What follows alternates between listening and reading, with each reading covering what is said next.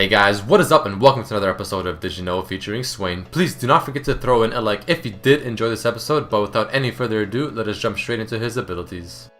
So we all know that Swain's E does increase the damage that he does with his spells and abilities, but did you also know that it increases the damage that his Ignite does to the target as well, on top of increasing the damage that any active items do to the target as well? That is pretty OP. An interesting thing is that if a Swain uses his W into an area that you have no vision of, but you have vision of Swain himself, you will still not see the W. Also keep in note that Swain's W is not good to check bushes for enemy champions, as if it does snare someone in the bush that you have no vision of, it does not make a sound. Did you know that Swain's passive will give him mana back if you end up last hitting a turret? It will also work if you end up killing a champion with any summoner spells and or active items. Unlike most spells in League of Legends, Swain's Q continues to persist even if Swain dies in the middle of its cast because the bird is separate from Swain. Don't forget that even though Morgana's Black Shield does absorb Swain's ultimate damage, he still gets healed from it, so keep this in mind if you are facing a Morgana.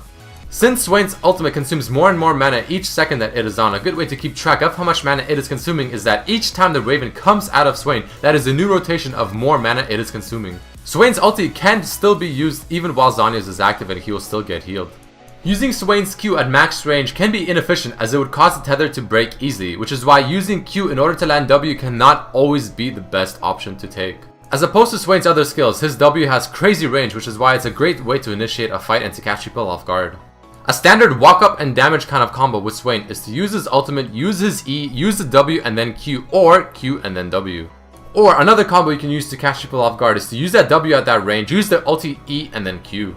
DFG is a great item on Swain because he does not have any burst and plus it synergizes with his E extremely well.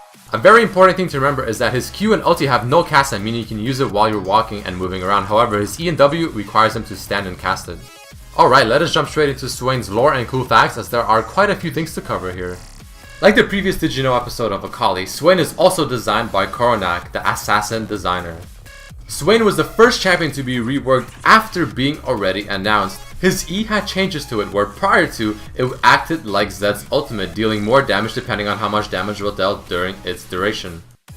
Swain's W was originally going to be called Nevermore, which is a reference to the Raven poem, but it eventually got changed to Never Move as a pun. Did you ever wonder what the name of Swain's Raven is? Well, its name is Beatrice. Now I'll probably pronounce this wrong, but Swain's ultimate transformation is very similar to Tzeentch's Demon Servants, the Lords of Change from Warhammer. Swain was not present in the Ionia vs Noxus match long ago due to becoming part of the Noxian High Command, and as a result, he needed time in order to put his affairs in order. Swain is the second champion to have a transformation ability next to Nidalee, and then Shyvana, Zyra, and then following that, Elise. Swain's quote, "The early bird guts the worm," is reference to a famous quote, "The early bird gets the worm." Did you know that Swain actually has separate jokes and taunts when he is in his ultimate bird form as opposed to his original form? Each of Swain's skins turns his ultimate into a different color. Classic is black, Northern Front is white, Bilgewater is red, and then finally Tyrant is blue. The Northern Front skin for Swain is a reference to the Soviet Northern Front, which is a military organization during World War II. Bilgewater Swain is a reference to Long John Silver from Treasure Island. In the Bunny Ribbon skin splashwork, on the left over here, you can see Tyrant Swain approaching her, but I mean, come on, can you blame him? Did you know that real life pirates actually have Amazon parrots as pets, but not the exotic macaws as Swain has in his pirate skin? I mean, I don't know where he found this one. Did you know that Swain is now the leader of Noxus? Swain was a member of the Black Rose, which was a dark and mysterious group which controlled the Noxus before the rise of the military government. They were thought to be gone until LeBlanc, the leader, re-emerged. Swain and Jarvan have a huge rivalry between each other, as Swain has attempted to kill Jarvan numerous amounts of times. After attending one of Sona's concerts, Swain said, quote, "Her melody moves the soul, her silence sunders the body."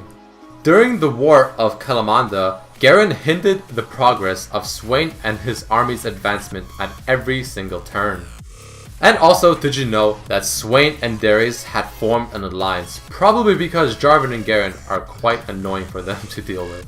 Alright, and that marks the end of this Did You Know episode featuring Swain. Please don't forget to throw in a like and share it with your friends if you did enjoy it, and also write in the comments who you want to see next. Also, while you're at it, please don't forget to check out the previous Did You Know episode featuring Akali, and also my sweet Jungle Amumu countering a Nunu full gameplay in the Diamond ELO, so definitely check that out as well. But once again, hope you guys enjoyed this, and I'll see you next time. Peace.